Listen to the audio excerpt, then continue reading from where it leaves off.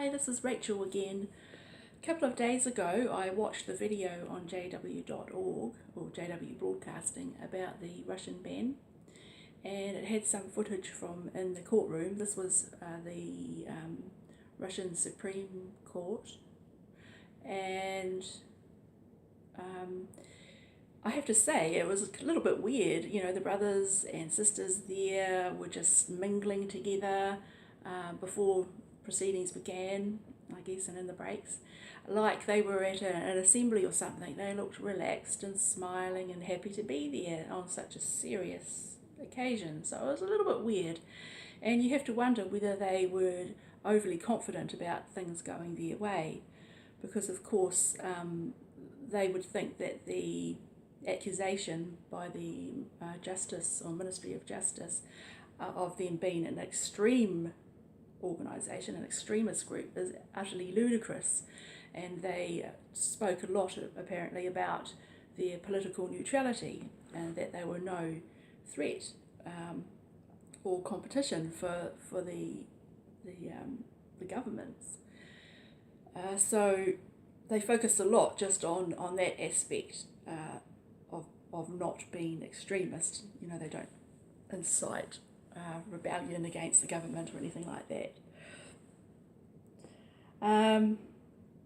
So anyway, yeah, they looked pretty comfortable. So they must have been pretty shocked when the court sort of ruled in favour of the ban, and they would have been very upset with the fact that the Supreme Court wasn't even willing to look at the evidence that they said they had and film footage of the alleged extremist literature being placed in their kingdom halls by opposers, even the police.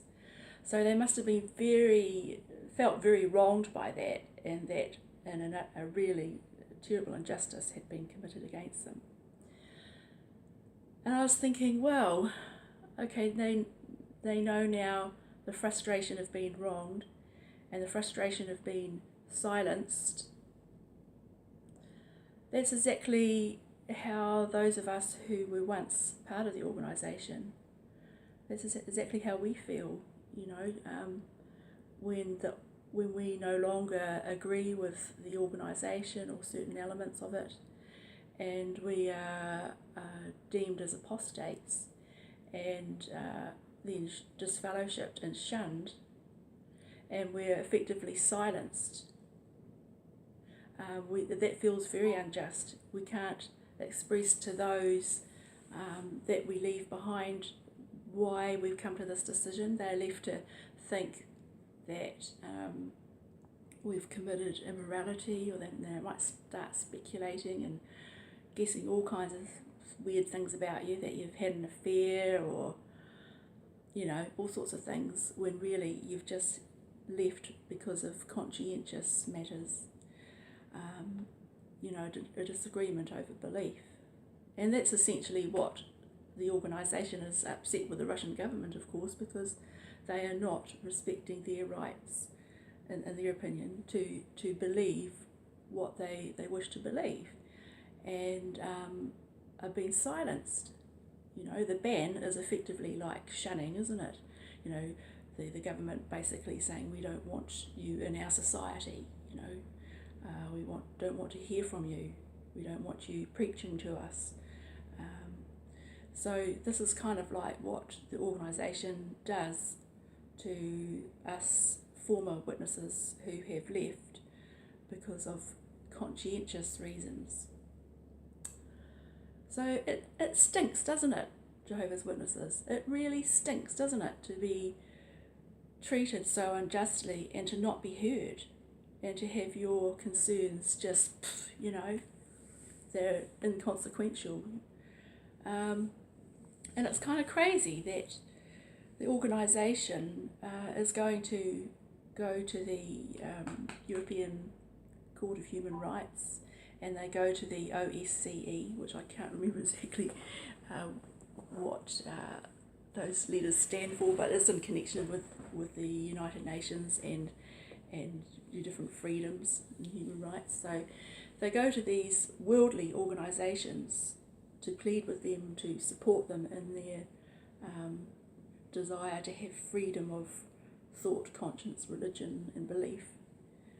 But then they deny those freedoms to former witnesses who have a conscientious, disagreement with beliefs of, not beliefs of the Bible necessarily, but the beliefs and interpretations of the governing body. So I wish witnesses would think about this.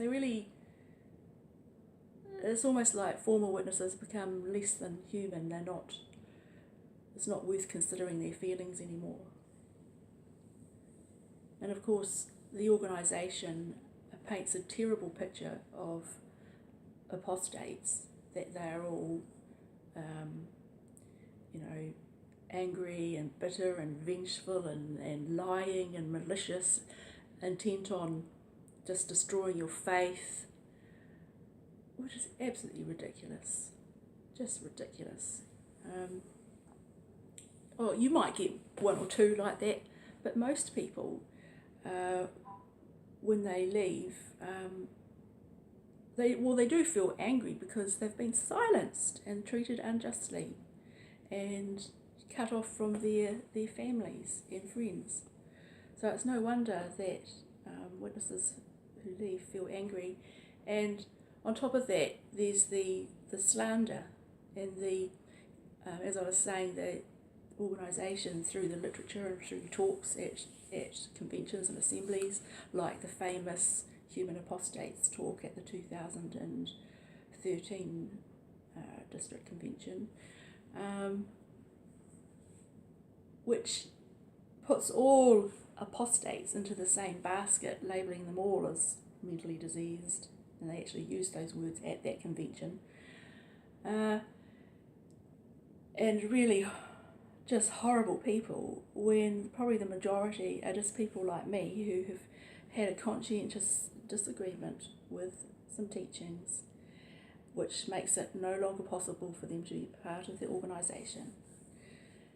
Yet all the rest of the witnesses will now view, because they don't know the details, they will view that person now the way that the governing body want them to view them. It's these horrible people to be avoided at all costs, like an infectious disease, like a poisonous mushroom and a sour lemon. I think those descriptions came out at the particular Human Apostates talk that I attended. So how does it feel, Jehovah's Witnesses, to be called extremist and to be shunned? You may think that it's obvious you're not an extremist organisation, you're not terrorists, you're not like ISIS, but you have some extreme practices that are just considered very abnormal by normal people. For example, the shunning, the cutting somebody off for life, like someone smokes a handful of cigarettes, is disfellowshipped and worthy of destruction in your eyes, and you'll never speak to them again as long as they live, unless they come crawling back. I mean, that's extreme. That's very extreme. And parents cutting off their children and not talking to them again, not answering their phone calls, that's extreme. Refusing a blood transfusion, even though it's going to cause your death, that's extreme. You may think that perhaps that stand on refusing blood transfusion is biblically based, but even the Jews don't refuse medical treatment with blood. And of course, now you can have fractions, but they're still blood, isn't it? And you can, these are acquired from donated blood, but you're not allowed to donate blood. It's just a huge mess, the whole blood issue, and really should be a conscience matter entirely as to whether, you have blood, whole blood, or no blood, or bits of blood. So, I mean, that's very sad. I feel very sad when I see children being refused surgery that they need to save their lives because it would require blood transfusion. So, I mean, that's just so gutting to me. And you can imagine how doctors feel when they go into medicine. It's the intention of saving lives, and that's what they make an oath to do. And then they've got to watch their patients die, or potentially die because they don't accept medical treatment using blood. So that's extreme. Those are the things that stand out most to me.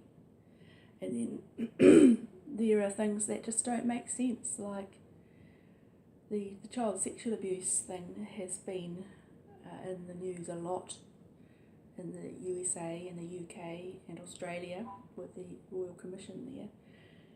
And you'd think the normal, sane thing to do would be to report a crime of child sexual abuse to the authorities to deal with and to investigate to see whether a crime has been committed and to get the appropriate help for the victim and the perpetrator. But no, sanity does not prevail in the Jehovah's Witnesses organisation. If legally required, they will report, but otherwise it's very likely that they won't.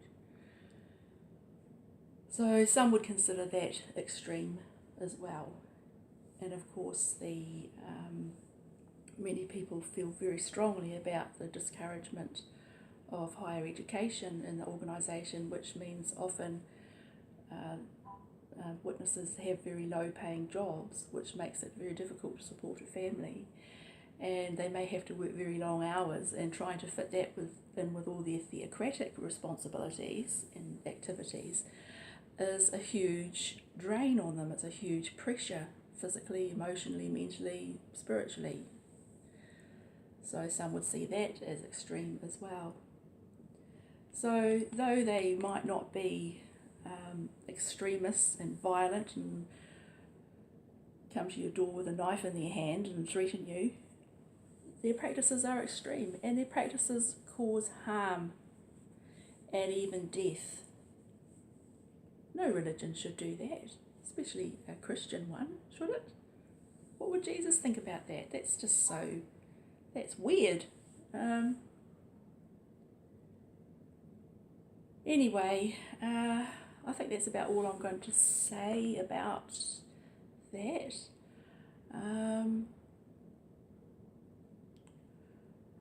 Oh yeah, I might just say a little bit more.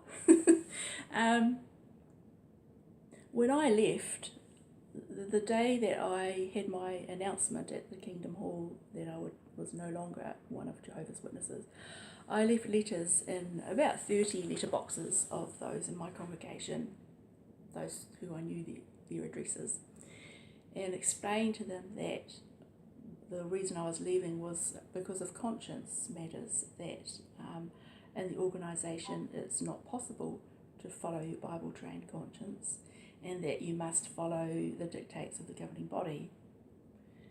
So I wrote that in my letter, and so that's, I wanted them to know why I was not going to be there anymore. And so, I mean, they would have known me as a conscientious, kind, hopefully, serious, studious, and discerning. I was called discerning, sister in the congregation.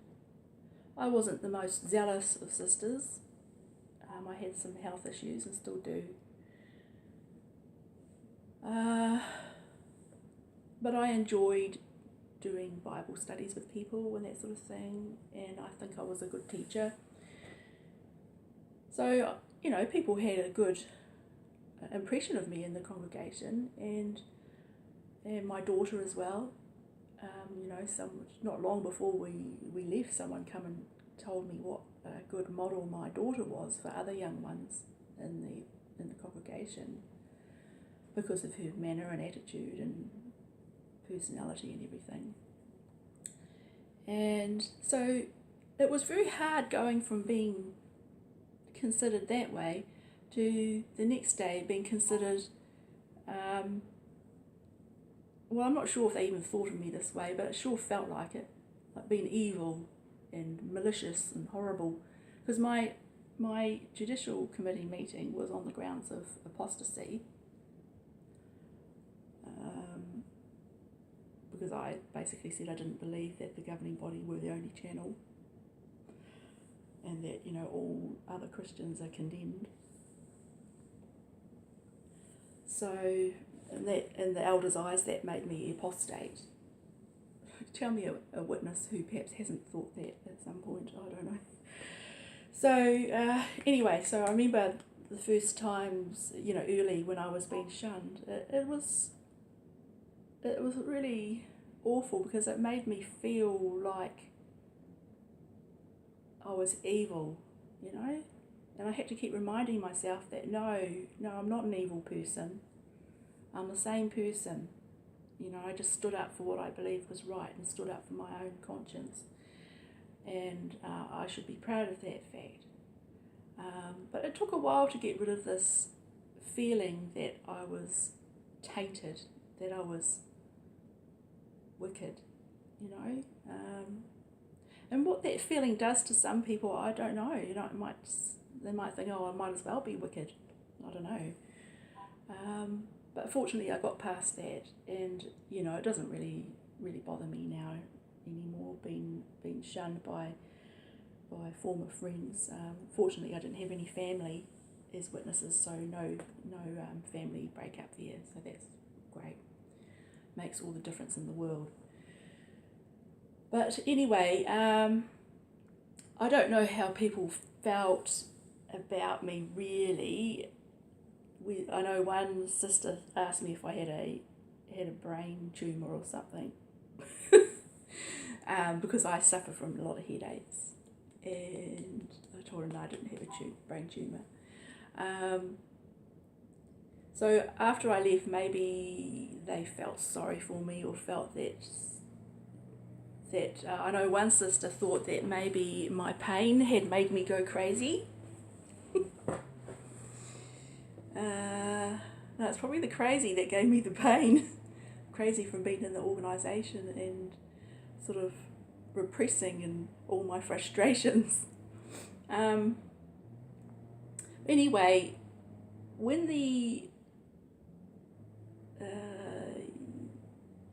which one was it? When the 2013 convention came around with the human apostates talk, I decided to go, and I actually did mention that in another video, and I had made flyers which I distributed widely around the region and at the convention site and in the auditorium, and I actually got caught and escorted off the property, and my husband too.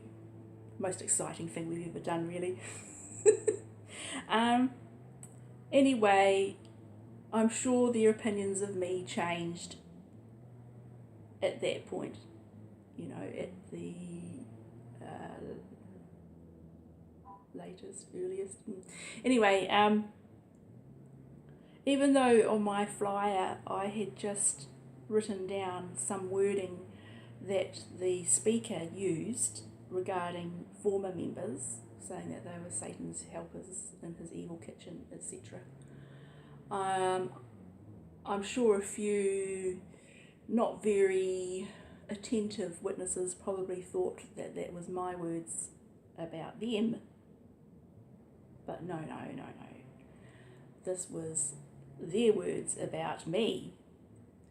And of course, I took offence at those words. You know, I sat in that auditorium and listened to this talk and wondered how many parents of young children listening to that talk are considered apostates and may be disfellowshipped.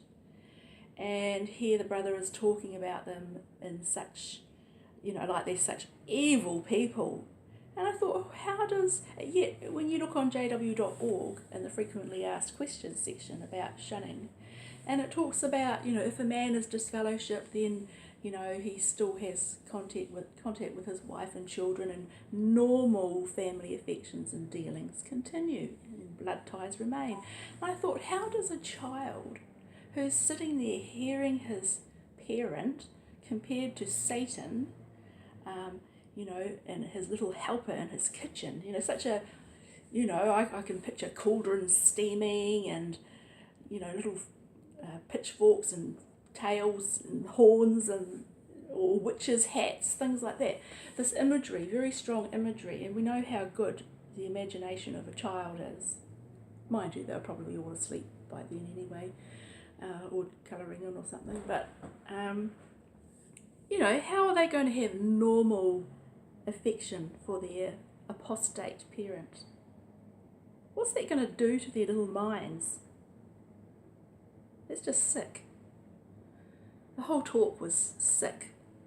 So rather than just leave it there, I wrote to the newspaper, actually all the local small town newspapers, in the letters to the editor section, who have in times past been very tolerant of religious comments. And I said that the Jehovah's Witnesses had done a big invitation campaign to invite the public to this convention, and how shocking it was to hear this talk. And I mentioned that some of the children there would be hearing this talk about their own parent, or other relative. And how was that upbuilding to families? Because this convention was promoted in a video as being beneficial for families. And I thought, how does that benefit a family? And why are they inviting the public to hear this? Do they think they're going to applaud that? Do they think that that's going to be good or sane? So I got some responses back the next week in the paper that were supportive of me. And then I did write in again and explained how I had been disfellowshipped for my ideas in my head, not for going out and preaching and trying to teach people in the congregation something different. I wasn't attending the meetings. I'd stopped. I hadn't been going for about 3 months. And basically the ideas in my head that I shared with the elders, what made me an apostate. So I'm sure that I do have heard from someone else who left my congregation that at the time that the very brief articles in the newspaper appeared, they mentioned it at the meeting on the Tuesday night and said not to be curious and go and read them. But of course this person read them straight away, and I know lots of other people did, and I actually got a message of support too from a sister, an elderly sister in the congregation. I didn't hear from her directly, but she relayed it through someone else, so because she thought that the shunning and everything was just terrible. So at that point they consider me an enemy. It's how dare I put such a bad face on their image they're trying to project. Even though I've been wronged, I've been treated unjustly, along with thousands and thousands and thousands of other former witnesses. And many of them suffer terribly for it, being shunned by their families, just for having a conscientious difference in belief, So, and what did our Awake magazine say in 2009? No one should be forced to worship in a way that he finds unacceptable, and no one should be made to choose between their beliefs and their families. Witness literature said that. But they do force that choice, and it's destructive, very destructive.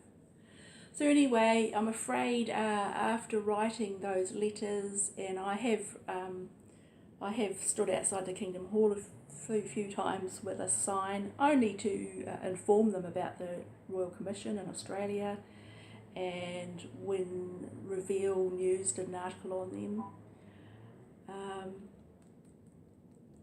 and I walked around the convention with my t-shirt that said shunning is abusive, manipulative and unloving, and my daughter's, who's read Who Did Jesus Shun?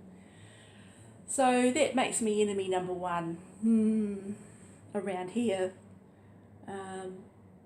No longer the kind, loving, discerning, studious sister, but an evil, malicious, lying, slanderous helper of Satan in his kitchen. It's just crazy. It's crazy. Anyway, I've rambled on too much, too long, but yeah, my whole point of the video really being that, the feeling of being treated unjustly, and that's how witnesses will be feeling, being shunned, banned by the Russian government, the Supreme Court upholding the ban, which the witnesses are going to appeal. But it feels bad to be wrong, doesn't it? And to be silenced, and to be not heard, and to be shunned just because of, your beliefs. It doesn't feel nice. Yet that's the feeling that this organisation imposes on thousands and thousands of ex-JWs witnesses every day. So I will say goodbye for now. Bye.